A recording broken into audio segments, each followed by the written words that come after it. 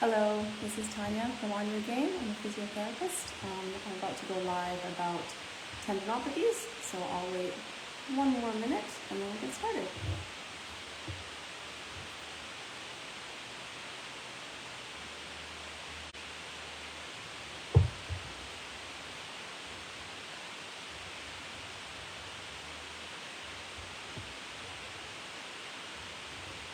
Alright, so we're going to get going, and if anyone joins, that's great, and if not, you can watch this video later. So just getting started about tendinopathy. So first we're going to talk about what's a tendon. So the role of a tendon is it basically attaches the muscle to the bone, okay? It's mainly made up of collagen fibers, predominantly collagen 1, which is a very strong type of collagen, also a bit of collagen 3, as well as some other kind of cells and lipids in there as well. One that I want to talk about in particular is proteoglycans. So proteoglycans act to resist compressive and shear forces. They help with tendon gliding, help with cell growth, and an interesting fact about them is they're also hydrophilic, so they attract water.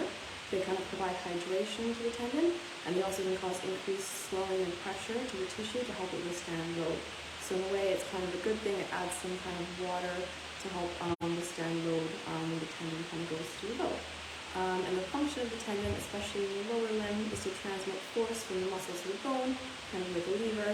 It behaves quite like a spring, so it stores and releases energy, and it sends it back to the system, and it amplifies power in sort of like an elastic recoil type of way. And it also allows for an optimal length-tension relationship of the muscle. So for example, in your calf muscle, let's say you're running, your Achilles tendon is going to be sort of monitoring the length-tension relationship to make sure you're at the appropriate place for proper muscle contraction or kind of cross-bridge formation. So it's modulating that length-tension relationship basically at all times.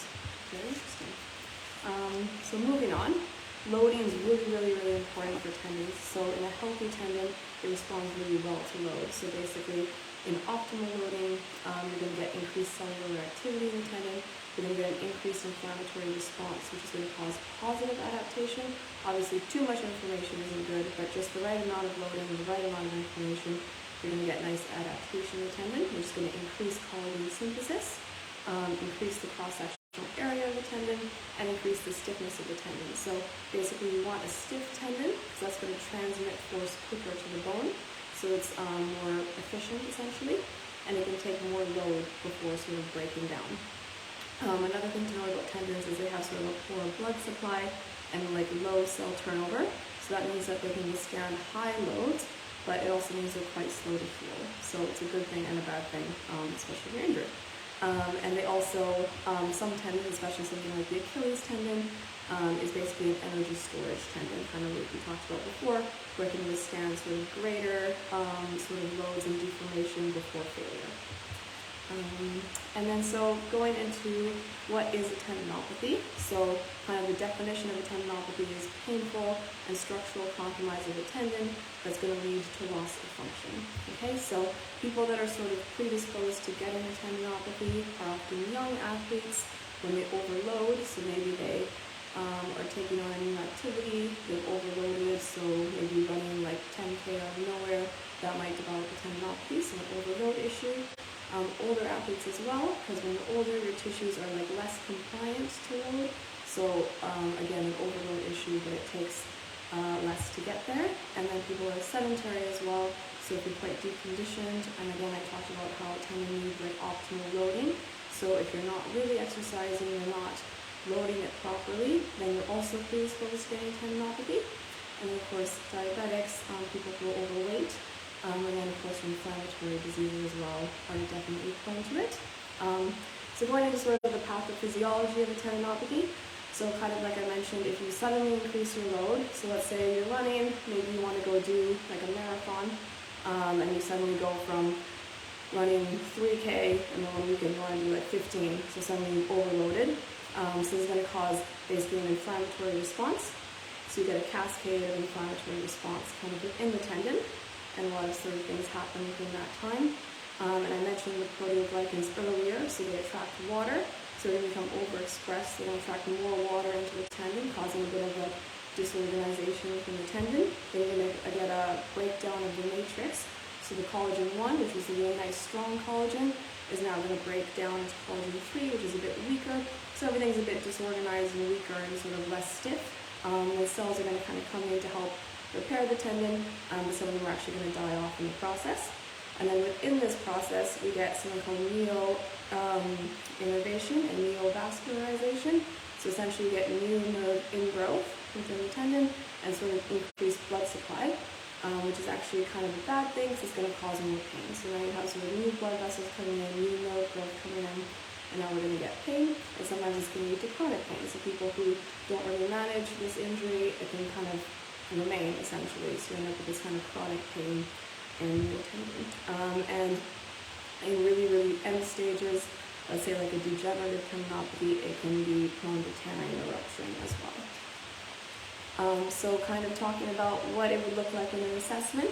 So if you came in with a tendinopathy, kind of some key kind of things that you would look for are the location. So often it's kind of precise, like you might be able to point to it, like point right on your hip, that it hurts right there, or point right on your knee, that it hurts right there, on your elbow. So that's often more of a tendinopathy type of presentation. It's a bit more pinpoint.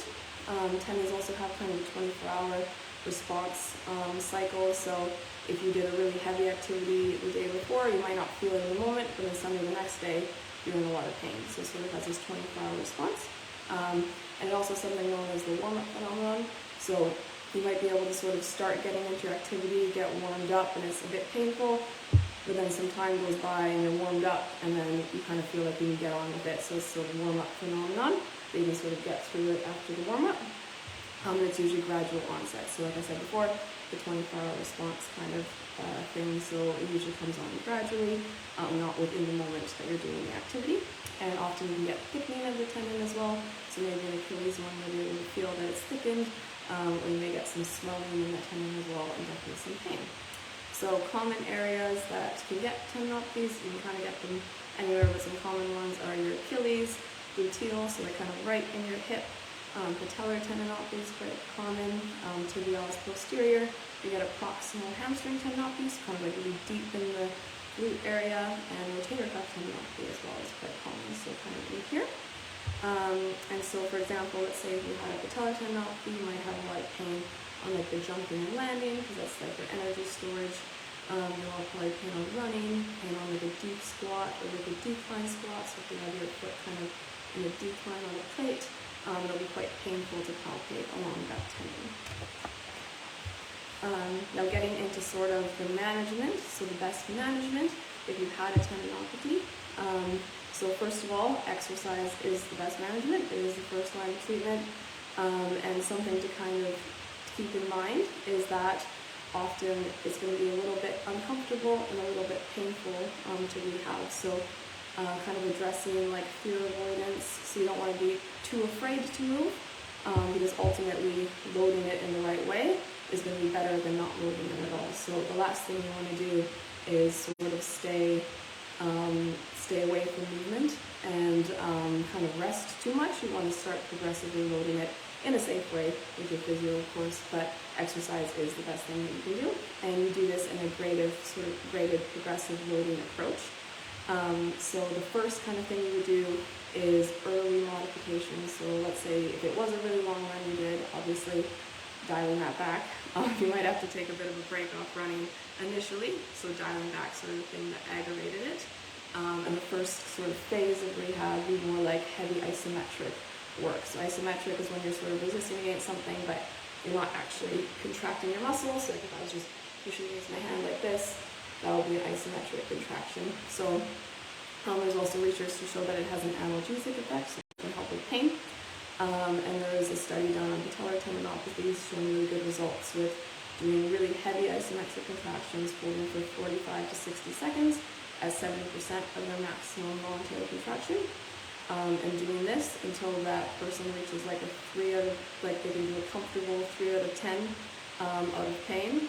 So they can do it. It's a bit uncomfortable, but it's not excruciatingly uncomfortable. So that's kind of what you're aiming for, is you might have a bit of discomfort, but about a 3 out of 10 is safe to sort of move on to the next phase. So for example, you could do like a knee extension machine, but just holding your leg literally pushing against it, but not essentially moving away. So then once you're kind of doing that comfortably, 3 out of 10, then you can move into the second phase, which is your slow isotonic phase. This is where you have your both concentric and eccentric contraction. So concentric is like when you're shortening the muscle like this. And eccentric is when you're strengthening, but you're lengthening it, so you're lengthening range like that. And there's a lot of good evidence to show that eccentric is really, really good for tendinopathies, but ultimately you're going to be working on both and getting the full strength and full range. And doing kind of really heavy and slow repetitions of this. So those usually to show like 6-second contractions are really good. And again, working on essentially both ranges, but getting it strong, and then again, getting it to like a 3 out of 10 pain level before moving on to the final stage. And then once that's good, you move on to the final stage, which is your energy storage and power stage. So this is where you have stuff like speed, like plyometrics, like jumping. So especially like something like a patellar tendinopathy in the knee, you might be doing box jumps, drop jumps, hopping on one leg, squat jumps, something like that. So you're getting that energy storage bit back to the tendon. And then you'd be looking kind of at return to sport. So whatever it was that you were wanting to get to or get to in your life, depending on what it was, whether it was, you know, running a marathon, maybe it was playing netball, maybe it was just to go, you know, for nice long walks, that's fine too. Be returning you to the level that you wanted to be at before the injury happened. And then you'd always be monitoring a 24-hour response. So if you're doing a lot of rehab with a tendinopathy, you'd be thinking like, in the moment, you might have a little bit of pain, but what you really want to watch for is like the next day and how you feel the next day. So it might be a bit uncomfortable in the moment, but then the next day, if you kind of get up and it's actually okay and it's manageable, then you probably did the right amount of loading. But if you wake up the next day and it's excruciating, then you may have overdone it, basically. So you're always looking for the 24-hour response when it comes to that. And so you may have a bit of pain in rehab, but again, looking at the next day sort of effects. So to kind of throw an example out there, I mentioned kind of patellar tendinopathy quite a bit. So if you were to go through those phases, again, you could do something isometric to start. So something like on a knee extension machine, just holding it still, or even like in a wall sit or something that's just isometric, you're not actually moving through range, and you're just sitting and holding for 45-60 seconds. That could be a good starting point. Then you'd be moving into something more isotonic, so it might be just knee extension, it might be squats or lunges, something like that. You might want to throw in some eccentric, so for quads it would be something like a reverse Nordic, something like that. And then you'd be going into your final stage. These are really like explosive, fast, plyometric, really power building kind of movements. And then once that's really comfortable, then you'd be returning to whatever activity you're looking to return to. So that is pretty much all I have to say about tendinopathy. So if there's any questions, I will stay on for a few minutes, and please pop them in the chat.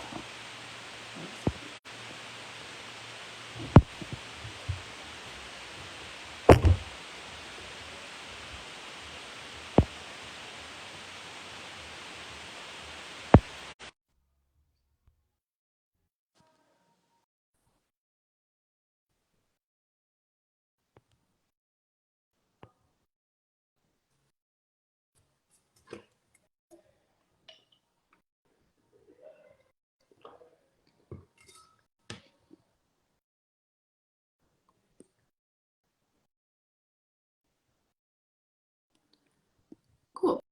Okay, so if there's any questions, please pop them in the chat and we'll get back to you later. And thank you again for joining, and I hope you have a lovely evening.